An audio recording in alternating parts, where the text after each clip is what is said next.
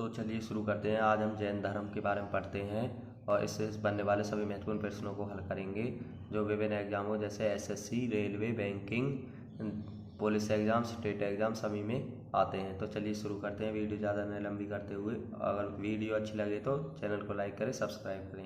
अब पूरी वीडियो को देखने के लिए अंत तक बने रहें। तो जैन धर्म के संस्थापक तथा प्रथम तीर्थकर ऋषभदेव थे। ऋषभदेव का उपनाम क्या था? आदिनाथ। ऋषभदेव का उपनाम क्या था? आदिनाथ था। जैन धर्म के 23वें तीर्थकर पार्श्वनाथ थे जो काशी के राजा अश्वसेन के पुत्र थे। काशी के राजा किसके? अश्वसेन के पुत्र थे।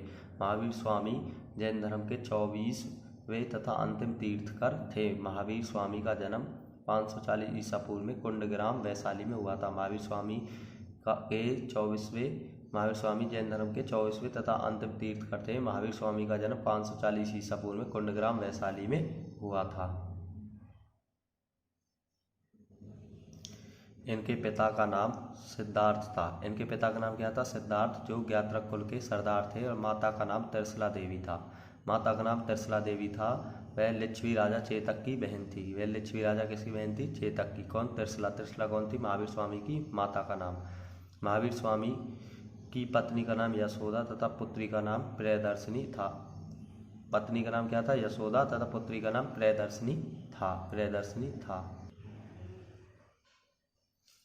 महावीर स्वामी के बचपन का नाम वर्धमान था। महावीर स्वामी जो 24वें तीर्थकर और अंतिम तीर्थकर थे, उनके बचपन का नाम क्या था? वर्धमान था। महावीर स्वामी ने 30 वर्ष की आयु में माता पिता की मृत्यु के पश्चात अपने बड़े भाई, महावीर स्वामी बड़े भाई का नाम था नंदीवर्धन, उनसे अनुमति लेकर संन्यास जीवन को स्वीकारा था। मतलब घर से निकल गए थे ज्ञान की प्राप्ति के लिए। तो किससे परमिशन ली थी, यानी आज्ञा किससे ली थी? नंदीवर्धन। कौन था? बड़े भाई से आज्ञा लेके संन्यास जीवन को स्वीकारा था। 12 वर्ष की कठिन तपस्या के पश्चात जम्बिक ग्राम में ऋजुपालिका नदी के किनारे साल के वृक्ष के नीचे ज्ञान को कहते हैं जैन धर्म में कैवल्य की प्राप्ति हुई। इसी समय इनका नाम महावीर पड़ गया। इन्होंने अपने उपदेश प्राकृत यानी मागधी भाषा, उसके आधार रूप अर्धमागधी भाषा में दिए हैं। इन्होंने अपने उपदेश किस भाषा में दिए? अर्धमागधी भाषा में दिए हैं। महावीर के अनुयायी को निग्रंथ कहा जाता है। महावीर स्वामी जो अनुयायी थे, उनकी शिक्षाओं पर चले, उनको क्या कहा जाता है? निग्रंथ कहा जाता है। महावीर के प्रथम अनुयायी, अब क्वेश्चन आ जाए कि महावीर का प्रथम अनुयायी कौन था? भाई, उन्हें ज्ञान की प्राप्ति हुई। ज्ञान की प्राप्ति के बाद सबसे पहले उनके अनुयायी कौन बने? जो उनकी शिक्षाओं पर चले, जिनको निग्रंथ कहा जाता है। कौन थे? उनके दामाद कौन होते? बेटी का घरवाला, पति। उनके दामाद कौन थे? जामिली थे।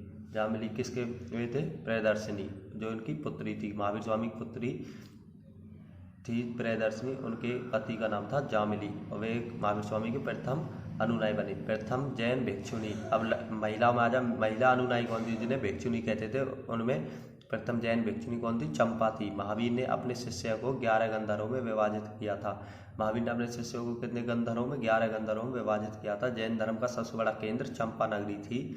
जैन धर्म का सबसे बड़ा केंद्र कौन सा था? चंपा नगरी। जैन धर्म के त्रिरत्न है समक्य दर्शन, समक्य ज्ञान, समक्य आचरण। जैन धर्म में ईश्वर की मान्यता नहीं है, इसमें आत्मा की मान्यता है। जैन धर्म में ईश्वर की मान्यता नहीं है, आत्मा की मान्यता है। ठीक है, चलो आगे चलते हैं।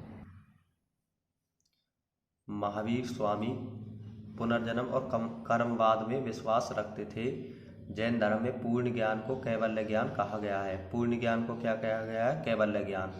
जैन धर्म का सबसे महत्वपूर्ण सिद्धांत अहिंसा था। जैन धर्म का सबसे महत्वपूर्ण सिद्धांत क्या था? अहिंसा था। 72 वर्ष की आयु में महावीर स्वामी की मृत्यु 468 ईसा पूर्व में पावापुरी राजगीर में हो गई थी। कितने वर्ष की आयु में? 72 वर्ष की आयु में 468 ईसा पूर्व में पावापुरी राजगीर में हो गई। जैन धर्म तीर्थकरों की जीवनी कल्पसूत्र नाम पुस्तक में है, जो भद्रबाहु द्वारा लिखी गई है। कल्पसूत्र पुस्तक सीधे क्वेश्चन आ जाता है कि कल्पसूत्र पुस्तक किसने लिखी है या किसके द्वारा लिखी गई है, तो ऑप्शन में भद्रबाहु को क्लिक कर देंगे। जैन मठों को बसदी कहा जाता है। जैन जो मठ हैं उनको क्या कहा जाता है? बसदी कहा जाता है। अब मौर्योत्तर युग में, जब मौर्य वंश का युग था, उसमें मौर्योत्तर युग में मथुरा था जो जैन धर्म का प्रसिद्ध केंद्र था। जैन धर्म का मौर्योत्तर युग में मथुरा प्रसिद्ध केंद्र था।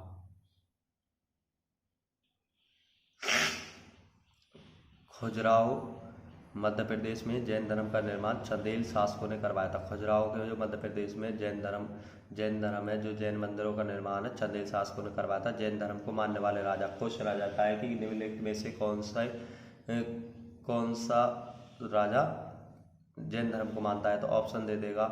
तो इसमें जैसे दे दिया अशोक दे दिया, अशोक तो बौद्ध धर्म को मानने वाला था, तो उनमें से एक क्वेश्चन इसे दे देगा, और बौद्ध धर्म के दे देगा, हिंदू धर्म के दे देगा, वैष्णव धर्म के दे देगा, तो उसमें से देख लेना। जैन धर्म को मानने वाले राजा थे पहले उदयन वंद राजा, चंद्रगुप्त मौर्य, खारवेल, अमोघवर्ष, चंदेल शासक। कौन कौन से थे? उदयन वंद राजा, चंद्रगुप्त मौर्य, खारवेल, अमोघवर्ष, चंदेल शासक। तो चलिए आगे चलते हैं। जैन धर्म ने अपने आध्यात्मिक विचारों को सांख्य दर्शन से प्राप्त किया है। जैन धर्म ने अपने आध्यात्मिक विचारों को सांख्य दर्शन से प्राप्त किया है। प्रथम जैन संगति 300 ईसा पूर्व में पाटलिपुत्र में हुई थी। प्रथम जो जैन संगति 300 ईसा पूर्व में पाटलिपुत्र में हुई थी, जिसका अध्यक्ष कौन था? सतूलभद्र। जिसका अध्यक्ष कौन था? सतूलभद्र। द्वितीय जैन संगति 6ठी शताब्दी में वल्लभी गुजरात में हुई। इसका अध्यक्ष क्षमाशीर्वन था। दूसरी जो जैन संगति 6ठी शताब्दी में वल्लभी गुजरात में हुई, इसका अध्यक्ष क्षमाशीर्वन था। जैन धर्म 2 भागों में बटा हुआ है। जैन धर्म कितने भागों में बटा हुआ है? 2 भागों में। जैसे इस्लाम धर्म भी 2 भागों में, शिया सुन्नी, बौद्ध धर्म हीनयान महायान में बटा हुआ है, ऐसे जैन धर्म भी 2 भागों में बटा हुआ है। पहला है श्वेतांबर, सफ़ेद वस्त्र धारण करने वाले। श्वेतांबर पहले भाग में बटा हुआ है श्वेतांबर, जो सफ़ेद वस्त्र पहनते हैं। दूसरा है दिगंबर, नगर रहने वाले, जो आसमान को ही अपना वस्त्र मानते हैं। श्वेतांबर सतूलभद्र के शिष्य थे। श्वेतांबर कौन थे? सतूलभद्र के शिष्य थे, जिन्होंने पहली संगति के अध्यक्ष थे, पाटलिपुत्र में हुई थी, जो प्रथम जैन संगति। ठीक है। और दिगंबर भद्रबाहु के शिष्य थे। उम्मीद करता हूँ आपको वीडियो अच्छी लगी होगी, और ऐसे ही पूरे इतिहास को कवर करने के लिए और सभी जनरल नॉलेज को कंप्लीट करने के लिए चैनल पर बने रहे। चैनल को लाइक करें और सब्सक्राइब करें। धन्यवाद।